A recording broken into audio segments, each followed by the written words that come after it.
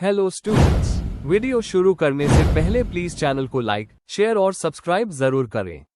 एक important information, अगर आपको इस वीडियो के नोट्स चाहिए तो डिस्क्रिप्शन बॉक्स में दिया गया डाउनलोड लिंक चेक करें। Thank you. चलिए शुरू करते हैं। इस वीडियो में हम पढ़ेंगे ESO 12 सोसाइटी इन इंडिया के प्रीवियस ईयर क्वेश्चन और most important questions with answers. ये क्वेश्चंस आपके एग्जाम के लिए बहुत इम्पोर्टेंट है। अगर आपने ये अच्छे से कर लिए तो एग्जाम निकलना पक्का है। Let's begin. Question 9, discuss the relationship between social change and social movement. Question explanation. इस क्वेश्चन में हमें सामाजिक परिवर्तन और सामाजिक आंदोलन के बीच का संबंध समझना है। हमें दोनों को डिफाइन करना है, बताना है कि मूवमेंट्स कैसे चेंज लाते हैं और चेंज कैसे नए मूवमेंट्स को जन्म देते हैं। एग्जाम्पल्स और सोशियोलॉजिकल व्यूज भी इंक्लूड करने हैं। आंसर। इंट्रोडक्शन। सामाजिक परिवर्तन या सोशल चेंज का मतलब है समाज के नॉर्म्स, वैल्यूज, इंस्टीट्यूशंस और प्रैक्टिसेस में समय के साथ बदलाव आना। सोशल मूवमेंट्स या सामाजिक आंदोलन संगठित ग्रुप एफर्ट्स होते हैं जो सोसाइटी में कुछ बदलाव लाने या रोकने के लिए किए जाते हैं। दोनों एक दूसरे से जुड़े होते हैं। मूवमेंट्स चेंज लाते हैं और चेंजेस मूवमेंट्स को इंस्पायर करते हैं। कार्ल मार्क्स, ब्लूमर जैसे थिंकर्स ने कलेक्टिव एक्शन के इंपॉर्टेंस को समझाया है। Main body. 1. सामाजिक परिवर्तन को समझना। सामाजिक परिवर्तन का मतलब है सामाजिक व्यवस्था, वैल्यूज, नॉर्म्स और रोल्स में बदलाव। ये धीरे धीरे भी हो सकता है, इवोल्यूशनरी, या तेज भी, revolutionary. Technology, education, economic growth, political reforms और अर्बनाइजेशन जैसे फैक्टर्स चेंज लाते हैं। एग्जाम्पल, इंडस्ट्रियलाइजेशन ने फैमिली सिस्टम और क्लास स्ट्रक्चर को बदल दिया। कॉम्ट और डर्कहाइम जैसे सोशियोलॉजिस्ट्स ने कहा कि चेंज एक कांस्टेंट प्रोसेस है। 2. सामाजिक आंदोलन का नेचर और टाइप्स। सोशल मूवमेंट्स संगठित होते हैं और स्पेसिफिक गोल्स के लिए होते हैं। Types: reformist, partial change, revolutionary, radical change, reactionary, change को अपोज करने वाले। एग्जाम्पल, USA का सिविल राइट्स मूवमेंट, इंडिया का दलित मूवमेंट, विमेन्स सफरेज मूवमेंट, स्वतंत्रता आंदोलन। हर्बर्ट ब्लूमर के हिसाब से मूवमेंट्स के स्टेजेस होते हैं: इमर्जेंस, कोलेसेंस, ब्यूरोक्रेटाइजेशन, डिक्लाइन। 3. सामाजिक परिवर्तन और आंदोलन का रिश्ता। सोशल मूवमेंट्स चेंज के एजेंट्स होते हैं। वो पुराने नॉर्म्स, लॉस और सिस्टम्स को चैलेंज करते हैं। एग्जाम्पल, फेमिनिस्ट मूवमेंट ने जेंडर इक्वालिटी के लिए लॉस बदले। चेंज भी नए मूवमेंट्स लाता है, जैसे मॉडर्नाइजेशन और ग्लोबलाइजेशन ने आइडेंटिटी और इनइक्वालिटी के इश्यूज को बढ़ाया, जो नए मूवमेंट्स का रीजन बने। मार्क्सिस्ट थियरी कहता है कि क्लास स्ट्रगल और कलेक्टिव एक्शन हिस्ट्री को चेंज करते हैं। एग्जाम्पल, इंडस्ट्रियल रेवोल्यूशन के लेबर मूवमेंट्स ने लेबर लॉज बनवाए। रिसोर्स मोबिलाइजेशन थियरी कहता है कि मूवमेंट टैब सक्सेसफुल होता है जब रिसोर्सेज जैसे लोग, पैसा और नेटवर्क्स मिल जाते हैं। 4. एग्जाम्पल्स और भारतीय कॉन्टेक्स्ट। स्वतंत्रता आंदोलन। भारत को इंडिपेंडेंस मिला और पॉलिटिकल सिस्टम चेंज हुआ। चिपको मूवमेंट। एनवायरमेंट प्रोटेक्शन और फॉरेस्ट पॉलिसीज बदली। दलित और OBC आंदोलन। कास्ट डिस्क्रिमिनेशन के खिलाफ लड़ाई और रिजर्वेशन पॉलिसीज के लिए लड़ाई। Digital era movements. Social media पर कैंपेन्स जैसे #MeToo या एंटी करप्शन प्रोटेस्ट्स दिखाते हैं कि टेक्नोलॉजी चेंज और मूवमेंट्स दोनों को तेज कर देते हैं। 5. इंटरडिपेंडेंस और कंटिन्यूअस प्रोसेस। हर मूवमेंट का गोल किसी ना किसी तरह का चेंज होता है। फेल होने वाले मूवमेंट्स भी अवेयरनेस क्रिएट करते हैं। एग्जाम्पल, कॉलोनियल पीरियड के पेजेंट अपराइजिंग्स ने बाद के रिफॉर्म्स के लिए बेस बनाया। एजुकेशन, अर्बनाइजेशन और पॉलिटिकल कॉन्शियसनेस नए आंदोलनों को शेप करते हैं। कंक्लूजन, सामाजिक आंदोलन और सामाजिक परिवर्तन एक दूसरे के कॉम्प्लीमेंट है। मूवमेंट्स चेंज लाते हैं और चेंजेस मूवमेंट्स को इंस्पायर करते हैं। दोनों के बीच के संबंध को समझने से हमें सोसाइटी के इवोल्यूशन को समझने में मदद मिलती है। हर बड़े सामाजिक बदलाव के पीछे एक मूवमेंट होता है। If you need the notes of this video, there is a download link in the description box. Be sure to check it out. Thank you. Question 10, does regionalism play significant role in Indian politics? Discuss. Question explanation. यह question हमें यह समझने को कह रहा है कि regionalism का भारत की पॉलिटिक्स में क्या रोल है। हमें बताना है कि रीजनलिज्म क्या है, ये कैसे डेवलप हुआ, कौन से फैक्टर्स और पार्टीज इसके पीछे हैं, और इसका देश की यूनिटी और पॉलिटिक्स पर क्या पॉजिटिव और नेगेटिव इम्पैक्ट है। आंसर। इंट्रोडक्शन। रीजनलिज्म एक ऐसी सोच है जहां लोग अपने रीजन या एरिया के इंटरेस्ट, कल्चर, लैंग्वेज और आइडेंटिटी को नेशनल इंटरेस्ट के ऊपर रखते हैं। इंडिया जैसे डाइवर्स देश में रीजनल एस्पिरेशंस नेचुरल है। स्टेटहुड की डिमांड्स, ऑटोनॉमी के इश्यूज और रीजनल पार्टीज का उठान इसके इंपॉर्टेंट एस्पेक्ट्स है। पॉल ब्रास जैसे स्कॉलर्स ने एथनिक और रीजनल आइडेंटिटीज को इंडियन डेमोक्रेसी के लिए बहुत इंपॉर्टेंट माना है। Main body 1. रीजनलिज्म का मतलब और कारण। डेफिनेशन और नेचर। रीजनलिज्म एक सेंस ऑफ लॉयल्टी है जो एक रीजन के लोगों को पॉलिटिकल और सोशल डिसीजंस में इन्फ्लुएंस करती है। कारण, कल्चरल और जियोग्राफिकल डाइवर्सिटी। इंडिया में हजारों लैंग्वेजेस, कल्चर्स और ट्रेडिशंस हैं। इकोनॉमिक गैप, कुछ रीजन ज्यादा डेवलप्ड है, कुछ पीछे रह गए, जिसकी वजह से ऑटोनॉमी और रिसोर्सेस की डिमांड होती है।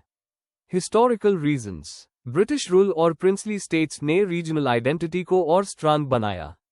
पॉलिटिकल यूज, लीडर्स कभी कभी रीजनल सेंटिमेंट्स का यूज वोट्स के लिए करते हैं। 2. इंडियन पॉलिटिक्स में रीजनलिज्म का विकास। इंडिपेंडेंस के बाद लिंग्विस्टिक रीऑर्गेनाइजेशन ऑफ स्टेट्स 1956 ने अलग अलग रीजन्स को फॉर्मल आइडेंटिटी दी। रीजनल पार्टीज का उत्थान। डीएमके तमिलनाडु, अकाली दल पंजाब, टीडीपी आंध्र प्रदेश, शिवसेना महाराष्ट्र जैसे पार्टीज रीजनल एस्पिरेशंस को रिप्रेजेंट करती है। कोalition पॉलिटिक्स। 1980 के बाद रीजनल पार्टी सेंटर के गवर्नमेंट्स बनाने में मेजर रोल प्ले करने लगी। Example NDA, UPA. ऑटोनॉमी और स्टेटहुड के मूवमेंट्स। तेलंगाना, गोरखालैंड, बोडोलैंड जैसे मूवमेंट्स इसका एग्जाम्पल है। 3. रीजनलिज्म का रोल और इम्पैक्ट। पॉजिटिव, डेमोक्रेसी को स्ट्रांग बनाता है, लोकल इश्यूज को हाईलाइट करता है, रीजनल डेवलपमेंट पर फोकस आता है, फेडरलिज्म और डिसेंट्रलाइजेशन को प्रमोट करता है। नेगेटिव, कभी कभी सेपरेटिस्ट टेंडेंसीज बढ़ जाती है। Example Khalistan, north east insurgency. Identity politics national unity को चैलेंज करती है। बॉर्डर्स और रिसोर्सेस पर disputes. Example river water issues. 4. आज के संदर्भ और चैलेंजेस। ट्रेंड्स, रीजनल पार्टीज जैसे DMK, TMC, BJD national policies पर भी इफेक्ट डालती है। स्टेट्स के अंदर भी सब रीजनल डिमांड्स उठ रही है। विदर्भा, बुंदेलखंड। नेशनल इंटीग्रेशन के चैलेंजेस। रीजनल एस्पिरेशंस और नेशनल प्रायोरिटीज के बीच बैलेंस बनाना मुश्किल होता है। इकोनॉमिक डिस्पैरिटी को कम करना जरूरी है। सिक्योरिटी और इंसर्जेंसी इश्यूज हैंडल करने पड़ते हैं।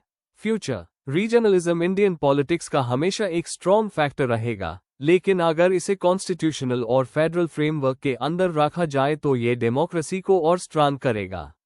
कंक्लूजन, रीजनलिज्म इंडिया के पॉलिटिक्स का एक नेचुरल हिस्सा है जो देश की डाइवर्सिटी को रिफ्लेक्ट करता है। यह लोकल इश्यूज को ऊपर लाता है और डेमोक्रेसी को डीप करता है, पर अगर ये अनकंट्रोल्ड हो तो यूनिटी को चैलेंज भी कर सकता है। सॉल्यूशन है कोऑपरेटिव फेडरलिज्म और इक्विटेबल डेवलपमेंट, जहां रीजन्स को इंपॉर्टेंस माइल और नेशन भी स्ट्रांग बने। If you need the notes of this video, there's a download link in the description box. Be sure to check it out. Thank you. Question 11. Examine the present situation of mobility among the scheduled castes in India. Question explanation. यह question हमें scheduled castes (SC) के बीच वर्तमान समय में social और economic mobility की स्थिति समझाना के लिए कहता है। इसमें हमें उनके अपलिफ्टमेंट के फैक्टर्स, सामने आने वाली प्रॉब्लम्स, पॉलिसीज का रोल और कुछ एग्जाम्पल्स या डेटा डिस्कस करना है। आंसर। इंट्रोडक्शन। शेड्यूल्ड कास्ट्स वो समुदाय हैं जो ऐतिहासिक रूप से सोशल और इकोनॉमिक डिस्क्रिमिनेशन के शिकार रहे हैं, जिन्हें संविधान में स्पेशल प्रोटेक्शन और रिजर्वेशन दिया गया है। मोबिलिटी का मतलब होता है एक व्यक्ति या समुदाय का अपनी सामाजिक या आर्थिक स्थिति बदलना, चाहे ऊपर की तरफ हो या नीचे।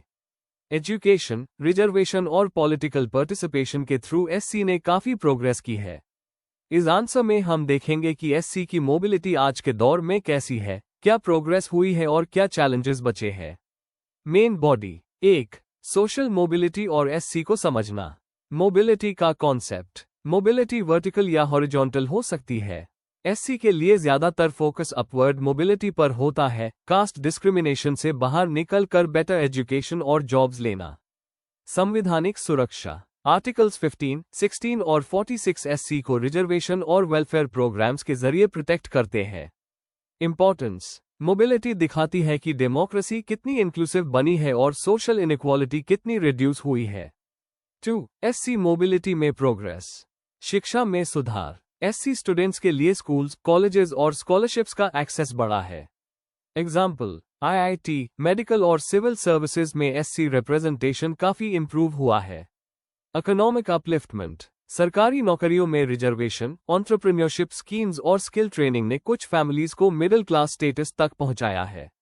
अर्बन एरियाज में ये ट्रेंड ज्यादा है। Political empowerment. पंचायती राज और लेजिस्लेचर्स में रिजर्व्ड सीट्स ने एससी को पॉलिसी मेकिंग तक पहुंच दी है। डैलेट लीडर्स और मूवमेंट्स ने इसमें बड़ा रोल प्ले किया। अर्बनाइजेशन और माइग्रेशन। शहरों में जाने से कास्ट बैरियर्स थोड़े कम हुए हैं और अपॉर्चुनिटीज बढ़ी है।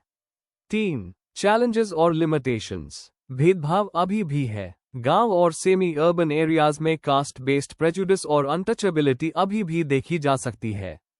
कास्ट वायलेंस और एक्सक्लूजन के केसेस समय समय पर आते हैं। Economic gap. बहुत से एससी हाउसहोल्ड्स आज भी लो इनकम ग्रुप्स में है। ज्यादातर लैंडलेस या इनफॉर्मल जॉब्स में काम करते हैं। Education gap. Drop out rates high है, स्पेशली लड़कियों में। रूरल स्कूल्स की क्वालिटी भी वीक है। Urban rural divide. शहरों में एससी ज्यादा प्रोग्रेस कर रहे हैं पर गांव में अभी भी स्ट्रक्चरल बैरियर्स हैं जैसे रिसोर्सेस की कमी और अपर कास्ट का डोमिनेंस। 4. सरकारी पॉलिसीज और नए ट्रेंड्स। रिजर्वेशन और वेलफेयर। एजुकेशन और जॉब्स में रिजर्वेशन, एससी सब प्लान, स्कॉलरशिप्स और स्टार्टअप स्कीम्स ने मोबिलिटी को बढ़ावा दिया। प्राइवेट सेक्टर की कमी। प्राइवेट जॉब्स में रिजर्वेशन नहीं होने की वजह से एससी के लिए हाई पेइंग अपॉर्चुनिटीज लिमिटेड है।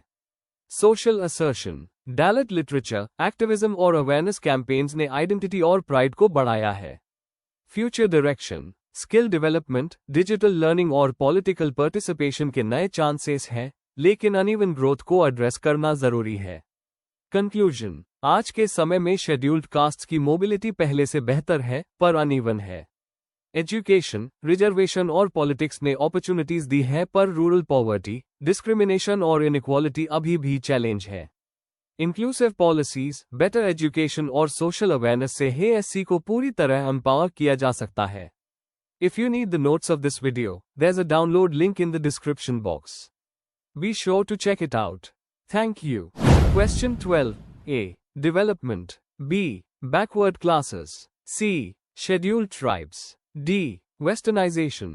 Question explanation. यह क्वेश्चन 4 शॉर्ट पार्ट्स में डिवाइडेड है। हर पार्ट एक इंपॉर्टेंट कॉन्सेप्ट पूछ रहा है जो इंडियन सोसाइटी से जुड़ा है। हमें हर टर्म को सिंपल शब्दों में 100 वर्ड्स के आसपास डिफाइन और एक्सप्लेन करना है, मतलब फीचर्स और इंपॉर्टेंस बतानी है।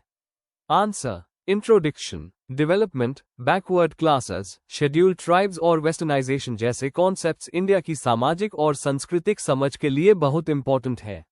डेवलपमेंट प्रोग्रेस को दिखाता है, बैकवर्ड क्लासेज और एसटी उन ग्रुप्स को बताते हैं जो अपलिफ्टमेंट के लिए पॉलिसीज के अंडर आते हैं, और वेस्टर्नाइजेशन कल्चरल चेंजेस को एक्सप्लेन करता है। इस आंसर में हम इन सभी टर्म्स को डिटेल में समझेंगे। Main body. 1. डेवलपमेंट, मतलब और कॉन्सेप्ट। डेवलपमेंट का मतलब है सामाजिक, आर्थिक और सांस्कृतिक प्रोग्रेस जिससे लोगों की लाइफ क्वालिटी इंप्रूव होती है। इसमें एजुकेशन, हेल्थ, टेक्नोलॉजी और इंफ्रास्ट्रक्चर का ग्रोथ होता है। स्कोप और कैरेक्टरिस्टिक्स। सिर्फ पैसा या जीडीपी बढ़ना डेवलपमेंट नहीं है, इसमें इक्वालिटी, सोशल जस्टिस और सस्टेनेबिलिटी भी आती है। अमर्त्य सेन ने डेवलपमेंट को ह्यूमन कैपेबिलिटीज बढ़ाने से रिलेट किया है। Indian context. इंडिया में डेवलपमेंट पॉवर्टी कम करने, रूरल अपलिफ्टमेंट, इंडस्ट्रियलाइजेशन और इंक्लूसिव ग्रोथ पर फोकस करता है।